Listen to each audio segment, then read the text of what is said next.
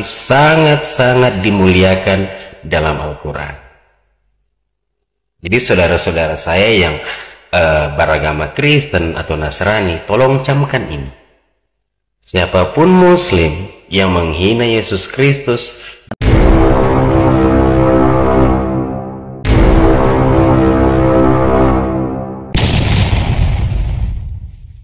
video berikut. Jangan lupa like, share, subscribe. Metanoia Channel.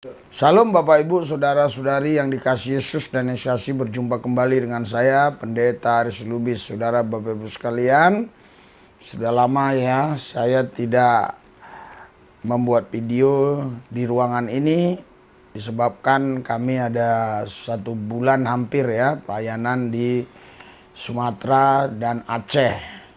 Dan puji Tuhan semuanya berjalan dalam pimpinan Yesus, dan kami juga tiba di tempat ini dengan baik, dengan selamat. Saudara Bapak Ibu sekalian, kali ini kita akan melihat sebuah cuplikan video singkat di mana seorang pria berambut gondrong mengatakan bahwa dia ini orang Islam, dan juga dia katakan orang Islam yang menghina Yesus itu sebenarnya menghina diri sendiri, menghina agamanya sendiri, begitu ya. Nah, coba kita saksikan saja ya. Inilah videonya ya. Mengingat perspektif ini ya, bahwa seorang Muslim yang memahami esensi dari Al-Quran dan esensi dalam bertoleransi menurut ajaran Al-Quran, pasti tidak akan pernah berkata buruk tentang Yesus Kristus. Ya, catat itu. Mengapa? Sebab Yesus Kristus atau Isa Al-Masih sangat-sangat dimuliakan dalam Al-Quran. Jadi saudara-saudara, bukan saya yang mengatakan, tapi Allah Subhanahu wa Ta'ala yang mengatakannya di dalam Al-Quran. Kami sangat memuliakan Yesus Kristus, kami sangat mengasihi Isa Al-Masih, sehingga ketika kami menyebutkan namanya, kami diwajibkan menambahkan kalimat alaihissalam, Isa Al-Masih alaihissalam. Allah mengatakan dalam Al-Quran bahwa beliau ditinggikan dan dimuliakan. Saudara Bapak Ibu sekalian, kita sudah lihat tadi videonya, dan kita sudah dengar apa yang diucapkan oleh Bapak yang rambut gondrong tadi. Memang siapapun orang yang menghina Yesus Kristus, dia menghina Tuhan, Sang Pencipta langit bumi dan segala isinya. Karena itu, kalau ada orang berani menghina Yesus, berarti dia sedang menghina dirinya sendiri, sedang menghina. Saudara Bapak Ibu sekalian, kita sudah lihat tadi videonya, dan kita sudah dengar apa yang diucapkan oleh Bapak yang rambut gondrong tadi. Memang siapapun orang yang menghina Yesus Kristus, dia menghina Tuhan, Sang Pencipta langit bumi dan segala isinya.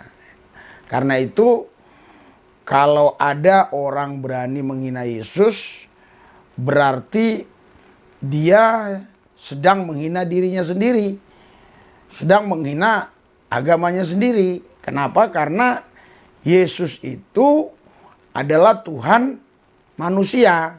Kalau dia menghina Yesus sedangkan dia sendiri manusia, bagaimana mungkin dia bisa dimuliakan, bagaimana mungkin bisa dia dihargai, dihormati? Dia sedang menaruh kotoran sendiri di wajahnya. Kenapa? Karena dia kan manusia, dia diciptakan oleh Yesus. Kok dia menghina Sang Penciptanya?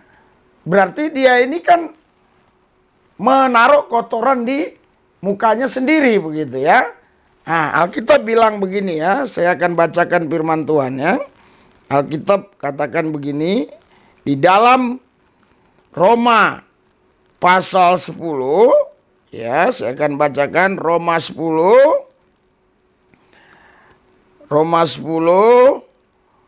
ayat yang ke-12.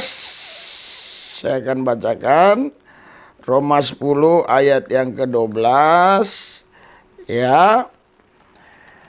Sebab tidak ada perbedaan antara orang Yahudi dan orang Yunani, karena Allah yang satu itu adalah Tuhan dari semua orang, kaya bagi semua orang yang berseru kepadanya.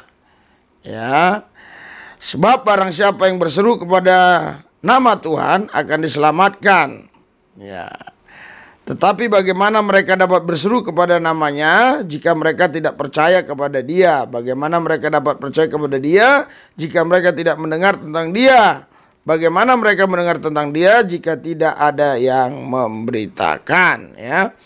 Kalau kita lihat ini, ya, dalam Alkitab terjemahan bahasa Indonesia yang diterbitkan oleh Lembaga Alkitab Indonesia, di sini judulnya adalah tentang Yesus Kristus, ya. Anda bisa lihat nanti dari ayat 1 dan seterusnya. Iman di sini dia, sebab Kristus adalah penggenapan. Nah, di sini terus Anda baca sendiri, ya. Ini bicara tentang Yesus Kristus. Jadi Yesus itu Tuhan semua orang. Nah, kalau ada orang yang menghina Yesus, ya dia menghina dirinya sendiri. Dia diciptakan oleh siapa? Karena Yesus Tuhan semua orang. Nah, kita buka lagi di dalam ayat Alkitab, ya. Di Kisah 10 ayat yang 36 dikatakan, itulah firman yang ia suruh sampaikan kepada orang-orang Israel, yaitu bahwa firman yang memberitakan damai sejahtera oleh Yesus Kristus yang adalah Tuhan dari semua orang. Jadi Yesus Kristus itu bukannya Tuhan kelompok tertentu atau agama tertentu atau Tuhan suku tertentu. Menurut ayat tadi, Yesus itu Tuhan dari semua orang. Nah, berarti setiap orang harusnya dia memuji Yesus, menyembah Yesus. Harusnya seperti itu. Tetapi karena tidak semua orang mau percaya, akhirnya ada yang tidak mau memuji dan menyembah Yesus. Itu hak setiap orang untuk memilih jalan hidupnya, untuk memilih apa yang dia yakini, begitu. Tetapi Alkitab mengatakan bahwa Yesus Tuhan dari semua orang, ya. Jadi Alkitab jelas mengatakan bahwa Yesus Tuhan dari semua orang. Nah, mau bukti bahwa Yesus itu Tuhan dari semua orang, ya, saya akan buka firman Tuhan di dalam Roma, ya. Saya akan bacakan di dalam Efesus 1 atau mulai dari Yudas 1, ya. Yudas 1, saya akan bacakan ayat 25. Di sini jelas Allah yang Esa, ya, juru selamat kita oleh Yesus Kristus Tuhan kita. Bagi dia adalah kemuliaan, kebesaran, kekuatan, dan kuasa sebelum segala abad dan sekarang dan sampai selama-lamanya. Jadi Tuhan kita itu Esa, ya, namanya Yesus Kristus. Dialah penasihat ajaib, Allah yang perkasa, Bapa yang kekal, Raja damai. Yesus, dia Allah itu sendiri. Nah, terus dia Allah dan Tuhan semua orang, terus dihina oleh orang. Dia adalah Allah, Tuhan bagi semua manusia, terus dihina oleh manusia. Berarti kan manusianya ini menghina dirinya sendiri. Berarti manusianya ini menaruh kotoran di wajahnya sendiri karena dia tidak mengakui bahwa dia diciptakan oleh Tuhan. Harusnya dia kan tidak boleh menghina Yesus. Harusnya kan dia kan memuliakan Yesus. Tapi kenapa ada yang menghina Yesus, ya? Bahkan tidak sedikit, ya, orang-orang yang menghina Yesus. Saya tidak perlu sebut satu persatu nama-nama mereka. Inilah ketidaktahuan, ketidakmengertian. Tapi kita bersyukur tadi si Bapak Gondrong tadi sudah disadarkan. Sudah dapat hidayah gitu. Atau pencerahan dari Tuhan itu sendiri. Bahwa tidak boleh menghina Yesus. Karena Yesus itu juga di keyakinan dia dimuliakan. Terlepas dia mau percaya Yesus itu Tuhan atau tidak, ya itu urusan dia, ya. Tapi dia tadi mengakui bahwa Yesus itu di keyakinannya, di agamanya juga dimuliakan. Oleh karena itu, siapapun saudara, ya, apapun jabatan saudara, apapun status sosial saudara, apapun suku saudara dan sebagainya, saudara tidak boleh menghina Yesus. Bukan hanya sekedar dosa, bukan. Dia itu Tuhan Allah. Ya, ada banyak orang berkata, wah, mana buktinya dia Tuhan Allah? Ya, nggak ada buktinya dia Tuhan Allah. Kita jelas lihat ya di dalam Yohanes. Di dalam Yohanes 20, ya, Yohanes 20 ayat 29, jelas di sini dikatakan, mulai ayat yang ke-8 ya, 28 ya, Thomas menjawab dia, ya Tuhanku dan Allahku, kata Yesus kepadanya, karena engkau telah melihat aku, maka engkau percaya. Berbahagialah mereka yang tidak melihat namun percaya.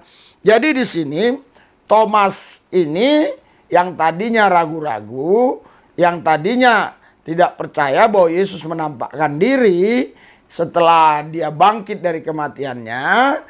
Terus di lain waktu Yesus menampakkan diri lagi. Thomas ada di situ, di ruangan itu.